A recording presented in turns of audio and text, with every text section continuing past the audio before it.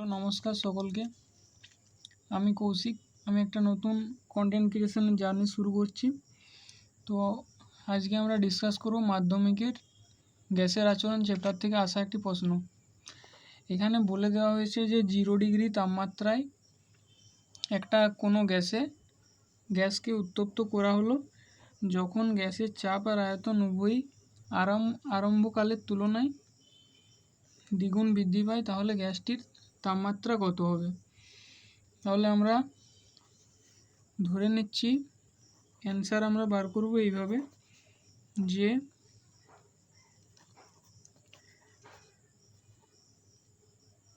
আরম্ভকালে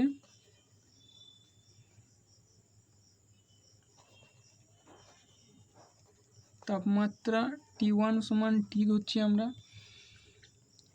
চাপ সমান P1 সমান P ধরছি আমরা, তারপর আমরা আয়তন ধরব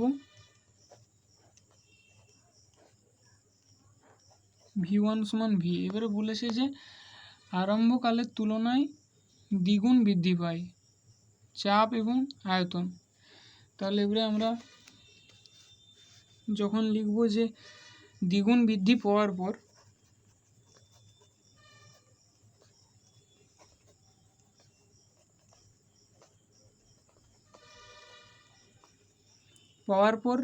তাপমাত্রা T2 সমান হবে তাপমাত্রাটা আমাদের বার করতে হবে। তাহলে তাপমাত্রাটা কত হবে তখন যদি দ্বিগুণ বৃদ্ধি পায়? তাহলে তাপমাত্রাতে কোয়েশ্চেন মার্ক। এবারে চাপ P2 সমান 2P হবে, যেহেতু বলেছে যে দ্বিগুণ বৃদ্ধি পায়। তারপর আমরা আসবো V2, ভলিউমও দ্বিগুণ বৃদ্ধি পায়, তাহলে এটাও 2V হচ্ছে। এরপর যে ব্যাপারটা আসছে, আমরা একটা সূত্র পড়েছিলাম বয়েল ও চার্লসের সমন্বয় সূত্র, যেটা ছিল P1 V1 divide by T1 সমান P2 V2 বাই T2। এরপর এই সূত্রটাতে আমরা যে ভ্যালুগুলো পেয়েছি এগুলো সব বসিয়ে দেবো। তাহলে P এর জায়গায় বসাবো P, V1 এর জায়গায় V, T এর জায়গায় T এর ভ্যালুটা আমাদের দেওয়া আছে কত? 0 ডিগ্রি C। তাহলে এখানে T1 এর ভ্যালুটা লিখবো আমরা 0 ডিগ্রি C প্লাস 273। 0 ডিগ্রিকে আমরা 273 যোগ করলাম, দিয়ে ক্যালভিনে কনভার্ট করলাম। 273 ক্যালভিন এলো আমাদের T। তো টেম্পারেচার T এর জায়গায় আমরা লিখে দেবো 273। এবার সমান দিয়ে আমাদেরকে T2টা বার করতে হবে। তাহলে T2 বার করার জন্য আমরা এখানে P2 জায়গায় লিখব 2P, V2 জায়গায় লিখব 2V।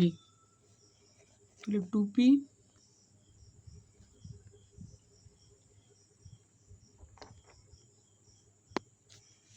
Into 2V divide by T2।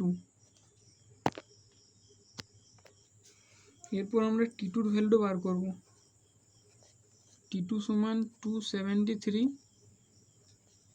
2P into 2V divide by পিভিগুলো কেটে গেল। তাহলে 273 ইন্টু 4 যদি করি আমরা, তাহলে গুণটা করলে আসছে আমাদের 992। এবারে এটা এলো আমাদের ক্যালভিন। টেম্পারেচার T2 সমান এলো এত ক্যালভিন। এবারে এই T2টাকে যদি আমরা ডিগ্রি সিতে নিয়ে যাই, তাহলে 273 মাইনাস করব, তাহলে বিয়োগটা করে আসছে 719 ডিগ্রি সি। তাহলে এখানে অ্যান্সার এসেছিলো যে ওই গ্যাসের তাপমাত্রা কত, তাহলে ওটা হবে 719 degree C. Thank you for watching.